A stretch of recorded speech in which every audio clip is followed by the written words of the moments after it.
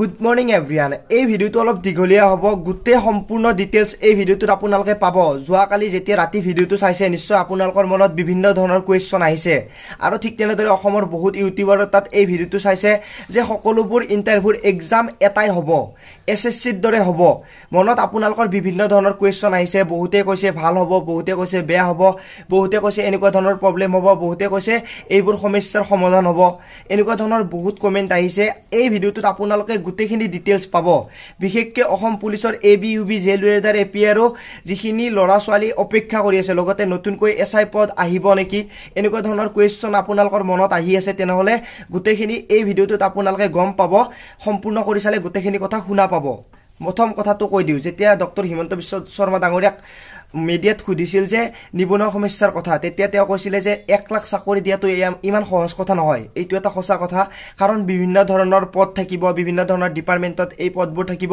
আৰু সকলোবোৰ ডিপাৰ্টমেন্টত যদি এটা এটাকে এক্সাম পাতি থাকে তেনেহলে নিশ্চয় বহুত বেছি সমস্যাৰ সৃষ্টি হ'ব বা বহুত দীঘলীয়া এটা প্ৰসেস হ'ব কাৰণ ধৰি লৈছো এটা সানডেত যদি এডুকেশনৰ পৰীক্ষা পাতিব লগা হয় মাত্ৰ 200টা পদৰ বাবে 1 লাখৰ 200টা পদ গলে আপোনালোকে ভাবক কিখিনি পৰীক্ষা পাতা যাব ঠিক তেনেদৰে আৰু এটা সানডে যদি কেইটামান পদৰ বাবে পৰীক্ষা পাতিব লগা হয় তেনেহলে বিভিন্ন ধৰণৰ সমস্যা বা বিভিন্ন ধৰণৰ টকা পইচাৰো সমস্যাৰ হ'ব পাৰে চৰকাৰখনৰ এতিয়া আপোনালোকে সেইখিনি কথা গম পাইছে মানে হিমন্ত বিশ্ব শৰ্মা ডাঙৰীয়াই কি কাৰণত কৈছে কিয় কৈছে লগতে কোনবোৰ পৰীক্ষা আপোনালোকে দিব লাগিব দিব নালাগিব সম্পূৰ্ণ কথাখিনি আপোনালোকে ভালদৰে মনোযোগ দি শুনক এতিয়া মই ডাইৰেক্ট অসম পুলিচৰ এবিইউবি জেলৱেদাৰ এসআই এক্সামটো লৈ আহিছো অসম পুলিচৰ এবিইউবি জেলৱেদাৰ বাৰু এটা কনিষ্টেবলতে ধৰি লৈছো মই কোনো ধৰণৰ প্ৰবলেম নাই হেইটোৰ এক্সাম এটা হলো কোনো ধৰণৰ প্ৰবলেম অসমৰ লৰা ছোৱালীৰ বা চৰকাৰখনৰ নহয় কিন্তু সেই বিভাগটোৰ লগত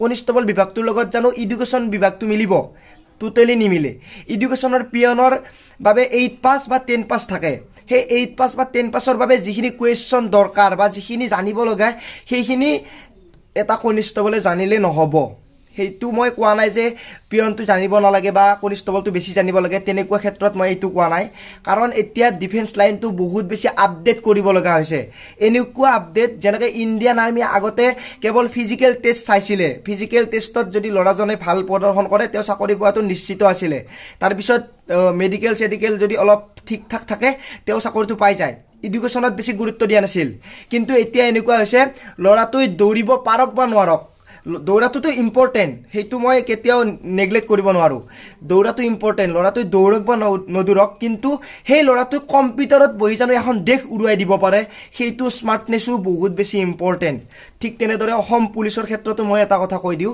কেৱল লৰাজনে বন্দুকটো লৈ দৌৰি তেওঁ কোনবা এটা চুৰ বা ডকাইত ধৰাটো ডাঙৰ কথা নহয় তেওঁ কেনেকে কম্পিউটাৰ যোগেদি বা মোবাইলৰ যোগেদি বা তেওঁ কেনেকে স্মাৰ্ট ৱৰ্ক কৰিও কামটো কৰিব পাৰে হেইটো বহুত বেছি দৰকাৰী বুলি মই ভাবো গতিকে এডুকেশনটো যে যেটো পিয়নে জানিব লগা হেইটোতকে এটা কনিষ্টেবলে জানাটো বেছি দৰকাৰ বুলি মই ভাবো এতিয়া অসম পুলিচৰ ডিপাৰ্টমেন্টৰ যেহেতু এসআই ডিপাৰ্টমেন্ট হেইটো কনিষ্টেবলৰ লগত টোটালি নিমিলে কাৰণ এটা এসআই যিমানখিনি জানিব লাগিব এখন থানা চলাব লাগিব সেই কনিষ্টেবলটো থানাখন চলাব নালাগে এসআইটোৰ যি নিৰ্দেশ আহে সেই নিৰ্দেশ মতে সেই কনিষ্টেবলজনে কৰিব গতিকে কনিষ্টেবলতকৈ এসআই বেছি জনাটো দৰকাৰ সেই ক্ষেত্ৰত যদি এক্সাম এটা হয় তেনেহলে বহুত বেছি প্ৰবলেম হ'ব হেইটোটো কেতিয়াও নকৰে আপোনালোকে চিন্তা কৰিব নালাগে এতিয়া সেই এক্সামটো যে এটাতে পাতিব বুলি কৈছে এসএসসি যেনেকৈ মানে বিভিন্ন ধৰণৰ ডিপাৰ্টমেন্ট থাকে কিন্তু এটা এক্সাম পাতে তেওঁ লোকে কাট অফ মাৰ্কবোৰ বেলেগ বেলেগকে দি ডিপাৰ্টমেন্টটো ভগাই দিয়ে ধৰি লৈছো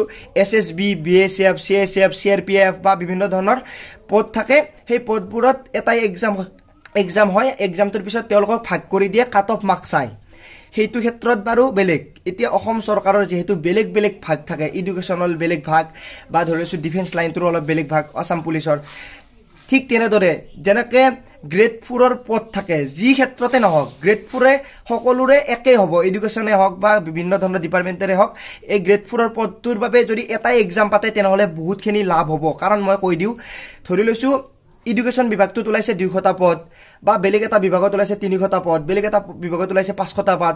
এই পদকেইটা লগ লাগি যদি 10,000 15,000 পদ থাকে আৰু এই 15,000 পদৰ যদি বিভিন্ন ধৰণৰ এক্সাম পাতিব লগা হয় তেনেহলে ল'ৰা ছোৱালীৰ বহুত বেছি সমস্যাৰ হ'ব বা সমস্যা হ'ব। কাৰণ সদায় যাব লাগিব, এটা পৰীক্ষা চানডে আৰু এটা পৰীক্ষা চানডে, আজি পঢ়িব গুৱাহাটীত, কালি পঢ়িব ছয়গাঁও, তাৰে পিছদিনা পঢ়িব নলবাৰী। এনেকুৱা ধৰণৰ বহুত বেছি টকা পইচাৰো সমস্যা হয় ল'ৰা ছোৱালীখিনিৰ বা বহুতখিনি প্ৰব্লেমৰ সমস্যা হয়। গতিকে সেই গোটেইখিনি পদ যদি লগ লগাই মানে ধৰি লৈছো 8-10,000 পদ লগ লগাই আৰু গোটেই ল'ৰা ছোৱালীখিনি যেন এক্সাম দিয়ে। কাৰণ কি এডুকেশ্যন বিভাগত যিকেইটা পদ ওলাব সেই ল'ৰা ছোৱালীখিনি এপ্লাই কৰিব আৰু বেলেগ এটা বিভাগত যিখিনি এপ্লাই কৰিব সেইখিনিতো বেলেগ এটা ল'ৰা ছোৱালীয়ে এপ্লাই নকৰে, অসমৰ ল'ৰা ছোৱালীয়ে এপ্লাই কৰিব।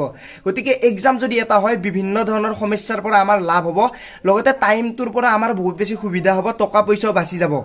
সেই ক্ষেত্ৰত পাতিব পাৰে। এতিয়া অসম পুলিচ বিশেষকৈ ABUB হওক, জেল ৱেৰ্ডাৰ হওক, APRA হওক বা SI হওক, এইটোত কেতিয়াও নিমিলে গ্ৰেড 4ৰ লগত বা বিভিন্ন ধৰণৰ অসমৰ ডিপাৰ্টমেণ্টৰ লগত। কাৰণটো কি ইয়াতে ফিজিকেল টেষ্ট আছে, ইয়াতে ৰানিং কৰিব লাগিব, মেডিকেল হ'ব। কাৰণ এজন সুস্থ সবল যেতিয়া কনিষ্টবল থাকিব বা SI বিষয়া থাকিব তেতিয়াহে অসমৰ বহুত বেছি লাভ হ'ব। কাৰণ দেখা পাইছে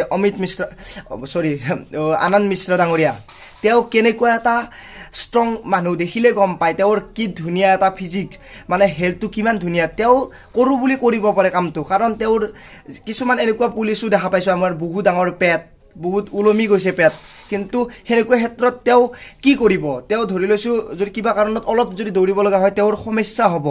সেইটো ক্ষেত্ৰত বহুত বেছি দৰকাৰ হয় বডিটো। গতিকে ফিজিকেল টেষ্ট থকাবোৰৰ, গতিকে যিবোৰৰ ফিজিকেল টেষ্ট আছে বিশেষকৈ অসম পুলিচৰে হ'ব, সেই অসম পুলিচৰ ফিজিকেল টেষ্ট থকাবোৰ কেতিয়াও এটা এক্সাম হ'ব নোৱাৰে। কাৰণ যদি এক্সাম এটাই হয় তেতিয়াহ'লে তাতে ফিজিকেল টেষ্ট থাকিব নালাগিব। ফিজিকেল টেষ্ট যেনেকৈ SIৰ বাবে ৰানিং কম লাগে, কনিষ্টবলৰ বেছি লাগে। কাৰণটো তাতে বুজি পাইছে, SI আদেশ দিব, কনিষ্টবলে কামটো কৰিব। সেইটো ক্ষেত্ৰতো আপোনালোকৰ মনত আহি থাকে বিভিন্ন ধৰণৰ কুৱেশ্যন। এতিয়া অসম পুলিচত বহুতে কালি ভাবিছে যে যদি এক্সাম এটাই হয় ফিজিকেল টেষ্ট দেখোন নহ'বই, মেডিকেল টেষ্ট দেখোন নহ'বই। অসম পুলিচৰ ক্ষেত্ৰত তেনেকুৱা কেতিয়াও হ'ব নোৱাৰে।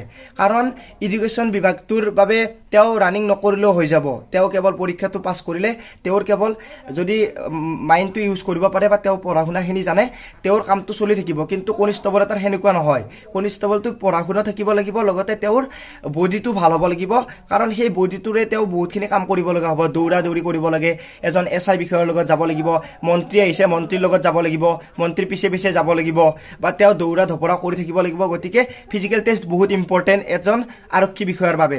গতিকে যিসকলে ভাবি আছিল যে অসম পুলিচৰ ABUBৰ কি ৰানিং নহয় নেকি বা মেডিকেল নহয় নেকি, কেৱল পৰীক্ষাই হ'ব নেকি বা পৰীক্ষাবোৰ একেলগে হ'ব, SI পৰীক্ষাও বেলেগকৈ হ'ব লাগিব, কনিষ্টবলো হ'ব লাগিব।